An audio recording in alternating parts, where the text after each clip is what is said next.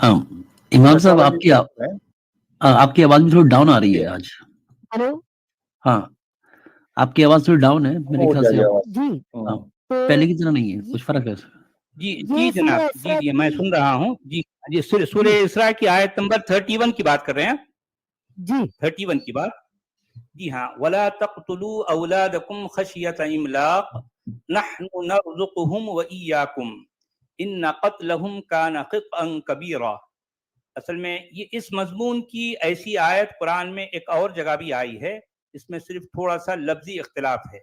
यहाँ पर नरज़ुक़ुहुम व इय्याकुम है, वहां पर नरज़ुक़ुकुम व इय्याहुम, इतना सा फर्क है। दोनों के माना वही हैं कि इसमें यह कहा गया कि तुम अपनी औलाद को महज भुखमरी की वजह से, महज भुखमरी के डर से तुम कत्ल न करो, हम उनको भी रिस्क देंगे और तुमको भी, क्योंकि कत्ल करना एक बहुत बड़ा गुनाह है, बहुत बड़ी गलती है, ये कहा गया। अब यही वजह है कि इस आयत में इनको इस वजह से ये लोग अबॉर्शन भी नहीं करवाते हैं। और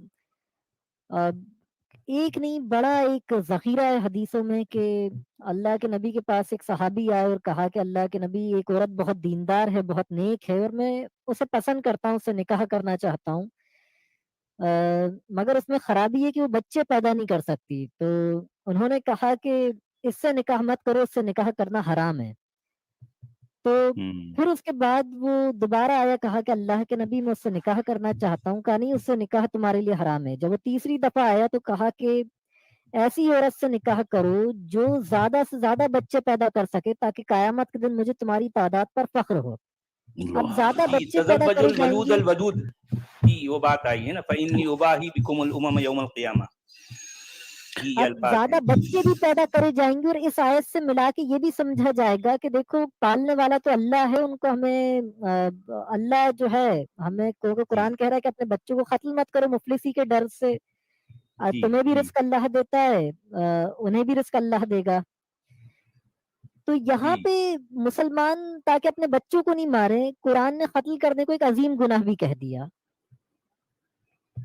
तो उसको एक अजीम गुनाह भी कह दिया ताकि उनकी आबादी बढ़े, मगर दूसरे काफिरों के बच्चों का कोई ख्याल नहीं रखा गया। ऐसे ढेरों वाकयात हैं, बनु जुजामा, बनु कुरैज़ा, कुरान में जो खिज़र नबी थे उन्होंने एक बच्चे को ज़िबा कर दिया था, जी। और भी दीगर ऐसी बातें आई। और हम देखें कि दुनिया में हर दिन तकरीबन 40-45 हजार से ऊपर लोग भूख से मर जाते हैं, और हर 3 सेकंड में, ये वर्ल्डोमीटर की रिपोर्ट है, ये हर 3 सेकंड में एक इंसान जो है वो भूख से, फाका कशी से जो है वो हलाक हो जाता है। वो अपनी जान गवा बैठता है कि हर 3 सेकंड में एक आदमी मर जाता है। और जो लोग अल्लाह को मानने वाले हैं उनका ये हाल है कि अल जजीरा में कहा कि 1/3 जो अरब, यानी 1/3 अरब आबादी जो है वो भुखमरी में मुब्तला है। और वो जिसे हम कहते हैं माल न्यूट्रिशन जो है, एक अच्छी ग़िज़ा ना मिलना, उन्हें अशिया खुशनुद जो है वो नहीं उनको मिलती है। और ये बात इस्लामिक रिलीफ एक वर्ल्ड वाइड एक वेबसाइट है, दुनिया का सबसे बड़ा एक एनजीओ है, जो हम अक्सर एक्स मुस्लिम की वीडियो सबका ऐड आने लगता है कि ये कहते हैं कि मुसलमान सोमालिया में भूखे मर रहे हैं, उनके लिए आप दान दें, उनके लिए आप सदका दें। और ख़ास तौर से ये पैसे मांगता रहता है। तो अजीब बात है कि जो अल्लाह ये बातें कर रहा है अपनी कौम से। बीबीसी ने भी यही कहा कि अफगानिस्तान के लोग जो हैं वो जब से तालिबान की हुकूमत तो खास तौर से आई है, ये हाल हो गया कि वो अपने बच्चों को ड्रग्स या कोई नशीली चीज दे देते हैं ताकि वो रोए नहीं और सो जाएं भूख के मारे। फाका कशी में ये हालत हो चुकी है कि वो ऐसी कुछ दवाइयां देते हैं नींद की ताकि बच्चे सो जाएं। जी। तो ये इस उम्मत मुस्लिमा का हाल है, और ये इनका झूठा खुदा है जो रिस्क का वादा कर रहा है। और हर दिन 40-45 हजार लोग भूखे मर रहे हैं, यानी हर दिन वो 40-45 हजार दफा झूठा साबित हो रहा है। बहुत बहुत बिल्कुल सही बात, बिल्कुल सही। यानी हम अरबों ने जिस खुदा को तराशा और उसका नाम अल्लाह रखा, ये रोजाना हर मिनट, ये जो है हर सेकंड में ये झूठा साबित हो रहा है। एग्जैक्टली, बिल्कुल सही बात, बिल्कुल सही। جی سر. سر ایک حدیث ہے جو آج میں ایک اسٹریم میں گیا تھا تو وہاں پہ دیکھی تو ایسا لگا کہ جیسا نبی نے آپ کے لیے ہی وہ حدیث کہی تھی تو میں آپ کو دکھانا چاہ رہا تھا. دکھاؤ دکھائیے دکھائیے. ہاں جی سر, یہ حدیث ہے. جی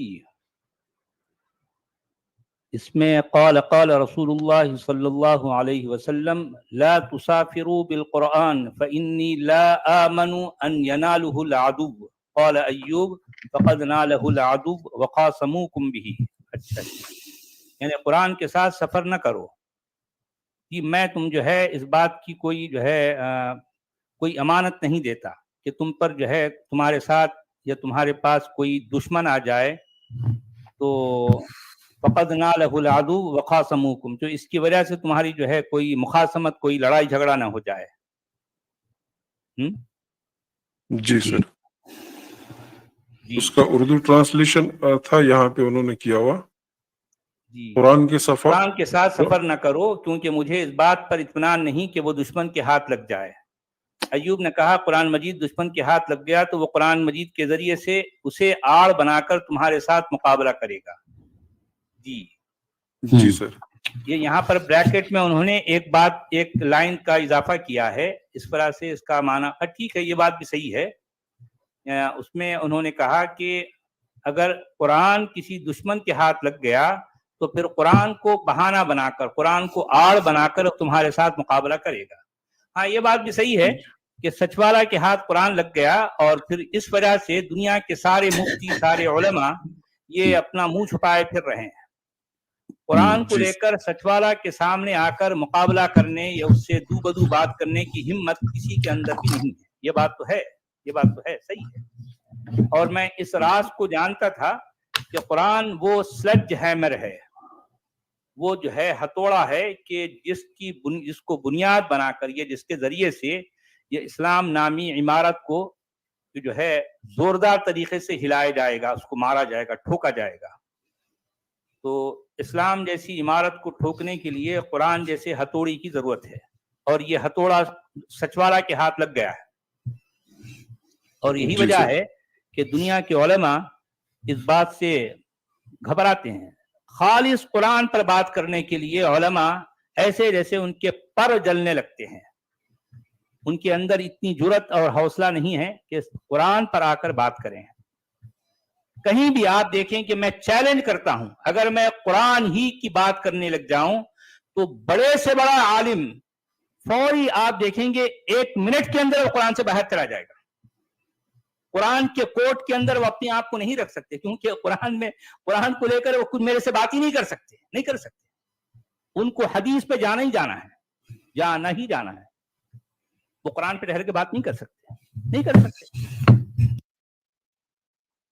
تو یہ تو ہے بھئی. دیکھیں یہ بات بالکل درست ہے کہ سچوالا کے ہاتھ میں قرآن نامی سلج ہیمر ہے, اور دنیا کے سارے علماء اس سلج ہیمر سے کانپتے ہیں, تھر تھراتے ہیں. ان کی بولتیاں بند ہو جاتی ہیں قرآن پر جب سوال اٹھایا جائے. تو بہرحال میں اپنی کتاب میں میرا اصل موضوع قرآن ہے, تو میں قرآن پر میں نے بہت سے سوالات اٹھائے ہیں, بہت سی باتیں کی ہیں, اور اس کتاب کا جو ٹائٹل ہے اسی سے ظاہر ہو جائے گا کہ untold truth of Quran and Islam. اسلام اور قرآن اور اسلام کی انکہی سچائی. تو اس میں میں نے اپنے طور پر کوشش کی ہے کہ ان تمام باتوں کا احاطہ کیا جائے. ہو سکتا ابھی بہت سی باتیں پھر بھی چھوٹ جائیں, جیسے جب کوئی بات میرے ذہن میں آتی ہے تو میں اس کو اپنی کتاب میں شامل کر لیتا ہوں.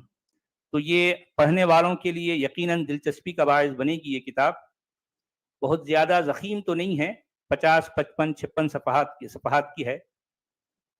تو دیکھیں بہرحال یہ میری ایک چھوٹی سی حقیر کی کوشش ہے, اور جو ہے نہیں سر بہت بڑا اچیومنٹ رہے گا یہ تو ایکس مسلم موومنٹ کے لیے, کہ آپ کی یہ کتاب آنے کے بعد جواب دینے کے لیے بہت سارے لوگوں کے پاس ایویڈنس رہے گا.